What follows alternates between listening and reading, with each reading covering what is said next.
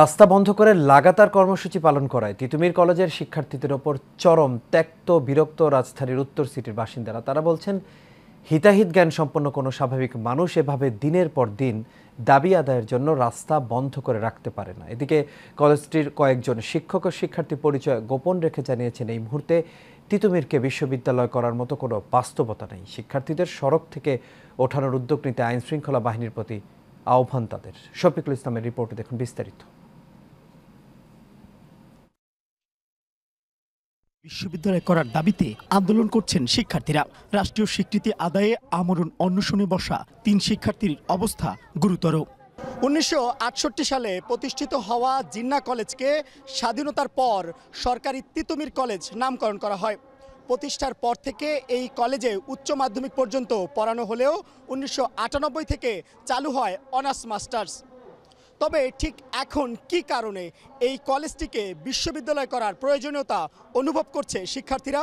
জায়গা আছে আপনার 11 একর প্লাস, তারপরে আপনাদের মেয়েদের হল আছে 3টা, ছেলেদের আছে 2টা, তারপরে আমাদের ডিপার্টমেন্টের কথা যদি বলি 22টা ডিপার্টমেন্ট আছে এখানে, ঠিক আছে।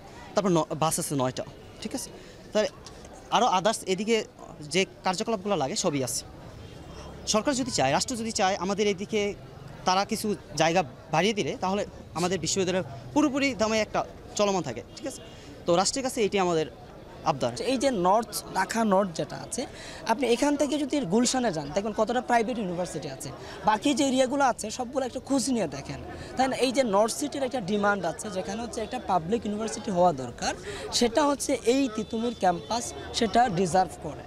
অবশ্য শিক্ষা উপদেষ্টা ডক্টর অহিদ উদ্দিন মাহমুদ বলেছেন, দাবির মুখে সরকার কোনো কলেজকে বিশ্ববিদ্যালয়ে রূপান্তর করবে না। দাবির মুখে এমন সিদ্ধান্ত নেব না যেটা শুধু আমাদের সময়ের না, এটা পরবর্তী অনেক সময়ের ভবিষ্যতে বহুদিনের জন্য এটা একটা অযৌক্তিক সিদ্ধান্ত করলে সেটা বহুদিনের জন্য একটা বোঝা হয়ে থাকে। লাগাতার আন্দোলনে আমতলী, মহাখালী ও গুলশান লিংক রোডের মতো গুরুত্বপূর্ণ সড়ক মাঝে মধ্যেই বন্ধ করে দেওয়া হচ্ছে। এতে জনদুর্ভোগ চরমে উঠেছে। তারা বিশ্ববিদ্যালয় চাক, এরকম 10টা বিশ্ববিদ্যালয় হোক, আমার কোনো আপত্তি নাই। তারা টেবিল সেটিংয়ে যাক, টেবিলে বসে কথাবার্তা বলুক। এরকম পাবলিক আটকাই কেন? দিনের পর দিন পাবলিক আটকে এভাবেই করতেছে। তারা ওইখানে শুয়ে রয়েছে, তা পাবলিক সাফার করতেছে। এইভাবে রাস্তা বন্ধ করে জনগণের কষ্ট দেওয়া, এভাবে দাবি আদায় করা তো যায় না। অনেকক্ষণ থেকে আধা ঘন্টার মতো হয়ে গেছে আমরা এখানে দাঁড়ায় আছি। ছাত্রদের আন্দোলন এটা তারা অন্য জায়গায় করতে পারে, কিন্তু এই রাস্তায় না, মেন রোড বন্ধ করে, কারণ আমাদের ভোগান্তি হচ্ছে। দাবি আদায়ে অনির্দিষ্টকালের জন্য তিতুমির কলেজকে শাটডাউন ঘোষণা করা হলেও এ নিয়ে শিক্ষার্থী ও শিক্ষকদের মধ্যে ভিন্ন মত রয়েছে। যদিও বিষয়টি নিয়ে কেউ ক্যামেরার সামনে কথা বলতে রাজি হননি। Mohammad Shafiqul Islam, Asian television, Dhaka.